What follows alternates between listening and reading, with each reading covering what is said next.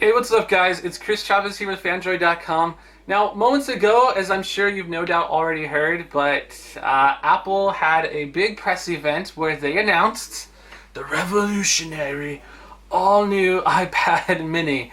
They also had some other stuff that they announced too, which was the fourth generation iPad, and that's the 9.7 inch, like 10-inch version. Yeah, the one that just came out about 6 months ago. They have already, changed up some things, and they have a fourth gen now, which is kind of crazy. It's more like an iPad 3.2 or something, or 3 Plus, I guess you can call it. I'm going to talk about the 10-inch version really quick, and then we'll cover the mini, and we'll try to compare it with some of the other, I guess, the competition out there, and we'll see how it stacks up. But first off is the fourth gen iPad. Now, this is the 9.7-inch one. This is only released, this is about a little over 6 months ago. So a lot of Apple people that bought the iPad 3 are a little heated because whenever something new comes out, no matter if it's with Android or whatever, people, and this is actually criticism people have with Android a lot, as soon as something new comes out, people feel like whatever they have just suddenly turns to coal. It just stops working, can't turn it on. I mean, it's just kind of funny. So a lot of people are heated. I can see people that maybe bought it like a month ago, like the iPad 3. Now that this new fourth gen is coming out, they're just like, duh! I would be pissed about that maybe, especially since they'll probably drop the price of the iPad 3. But this fourth gen iPad, it's pretty much just like the iPad 3. It's got the Retina display, all that fun stuff.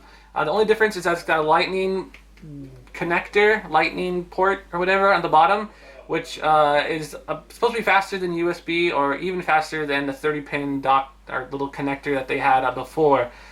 This means that people that had, the older iPads and all this stuff, they're going to have to buy all new accessories. Those docks don't work anymore. You got to buy an adapter, which is just more hassle. You're probably going to lose it, and you got to spend more money to buy this $50 adapter, which Apple loves. They love it when you spend your money on their stuff.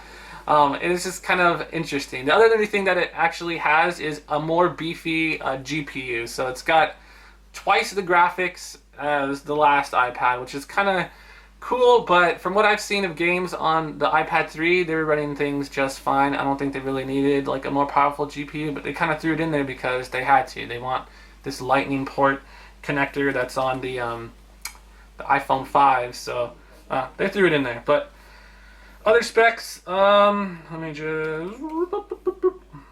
Oh, it also has LTE connectivity for Sprint, so if you're a Sprint user, you can now get the iPad 4 and you can get it connected and up and running with Sprint's LTE, which isn't actually rolled out totally everywhere yet. But as far as this 10-inch tablet, there's I feel like there really isn't good competition out there.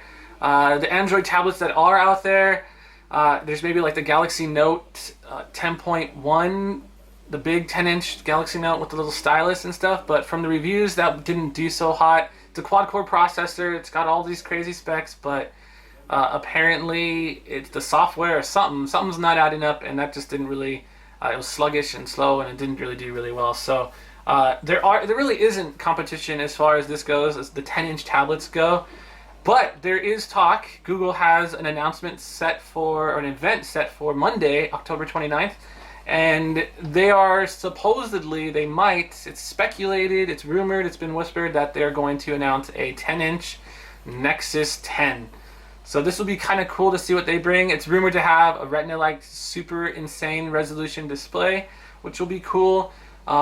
It's probably going to be bare bones because Google likes to just offer exactly what people need. I mean, do you really need a camera on the back of a tablet? I don't think so. I had a tablet and I've never wanted, I just bust out my phone and take a picture. So, yeah, whatever. So, expect maybe to cut some corners here and there, but it should match as far as performance, as far as display. Should match what iPad or Apple's doing with this new iPad. We'll have to wait and see. So that's up in the air. The other new announcement was the iPad mini. This is what Apple announced today. It's a 7.9-inch iPad, and it's kind of just like an iPad 2 but shrunken down. It has the same resolution, and it's got the same processor. It's got an A5X processor, dual core with quad-core GPU, so it's definitely adequate. It's just Apple touts it as just unlike anything we've ever done. They say that all the time. Like, because they can't say it's unlike anything out there because there is already stuff out there that's just like it. But it is unlike anything Apple has ever done, and it does look pretty cool. I mean, it looks like a huge Galaxy Note.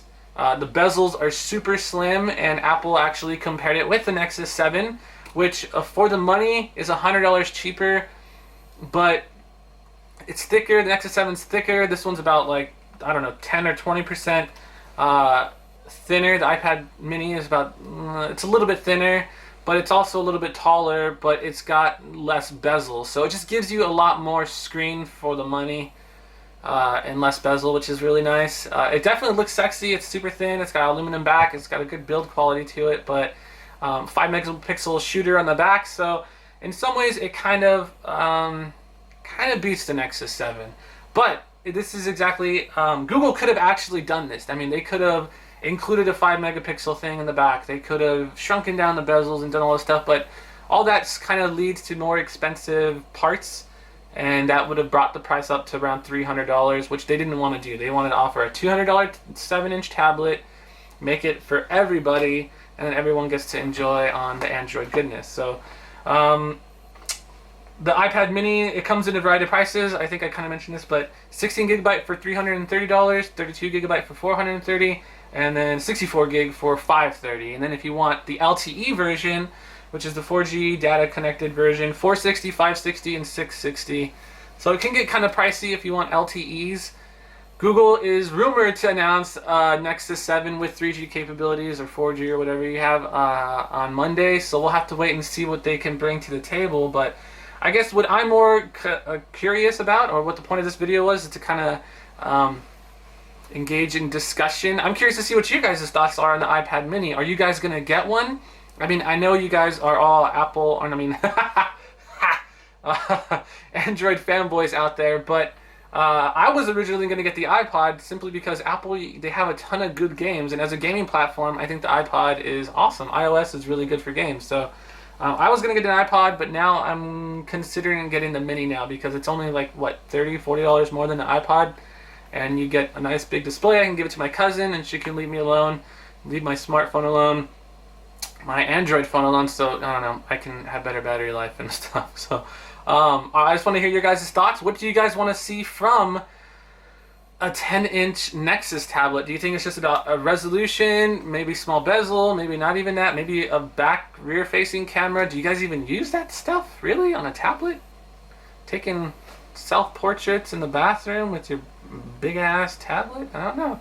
But just leave your thoughts in the comments. If you're watching this on YouTube, I'm going to link down below to our post where we have a comparison post with the Nexus 7, so you guys can check that out for now. I am Chris Chavez with Phandroid.com. Sorry for talking so much, but I'll see you next time. Bye.